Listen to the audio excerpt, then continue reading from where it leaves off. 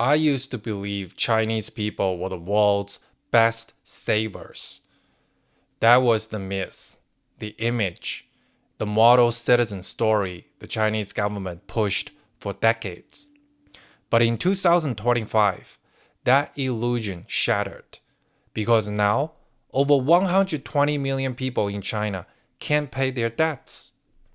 That figure includes borrowers who are moderately delinquent, meaning behind on payments by 30 to 90 days.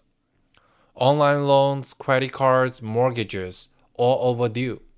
Out of that total, 43 million people have fallen into serious default, meaning they have missed payments for more than 90 days. And the Chinese government, they're not solving the problem. They're just trying to bury it. Today, we're going to pull that problem back into the light. Let's start with the number that should just terrify anyone watching this video. 120 million Chinese borrowers are in moderate debt delinquency, behind on online loan or credit card payments by 30 to 90 days.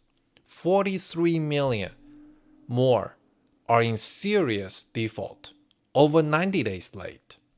These are not one-off cases. These are millions of people falling through the cracks, unable to meet even the minimum repayments.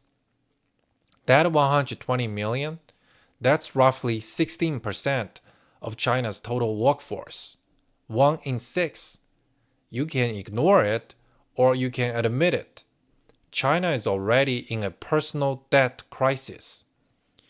And no, these numbers aren't coming from the mouths of central bankers or glossy government reports. They are showing up in obscure corners of public databases and whispered by underground financial bloggers on WeChat, people who risk censorship just to speak the truth. When the only way to learn the scale of a national crisis is by cross-referencing unofficial leaks and shadow reporting, you know the system isn't just broken. It is actively hiding its wounds. We've all heard it. China is a nation of savers. The people are disciplined. They prepare for the future by saving aggressively. Well, here's the truth. That only applies to a privileged few who can actually make money. The People's Bank of China claimed the average person had over 100,000 yuan in savings. That is about 14,000 in US dollars. But guess what? Less than 10% of households actually have that much. And those with over 1 million yuan, less than 0.1%. So what do most people do when inflation rises, jobs dry up, and the economy stalls? They borrow. Online loans, credit cards, peer-to-peer lending apps, it doesn't matter. They're borrowing just to survive. And let's put this in context. In 2009, during the US financial crisis, 6.8% of Americans were behind on credit cards. In 2016, at the peak of the Greek crisis, 55% of households were in default. China now sits right between the two. But here's where it gets even more alarming. China's personal debt includes not just credit cards, but a massive chunk of online loans. These aren't your standard regulated bank products. These are high-risk, loosely regulated digital loans that have exploded in popularity over the past decade, targeting the young, the desperate, and the underbanked. With few regulations and virtually no safety nets, these online platforms are the financial equivalent of a minefield. Borrowers often take out new loans to pay off old ones, entering a revolving door of digital debt slavery. It's a shadow banking sector with national implications. So, yes, this is a big deal. This is systematic. And it's not just about missed payments, it's about a structural flaw embedded in how China's consumer credit has evolved. And here's the worst part: most Chinese families have no backup plan. There is no unemployment insurance worth speaking of. In 2021, replacement rates were under 20%. So lose your job and you're done. You rely on your parents or borrow from these loan sharks. Compare that to California or Ontario, Canada, where benefits replace about 55% of your income for up to 40 weeks. You can survive, you can reset. In China, there's zero safety net if you fall through the crack. And what happens next? First, you delay credit card payments, and then you juggle multiple online loans, and then you fall behind on your mortgage. It is a debt domino effect, and once the first falls, it's game over.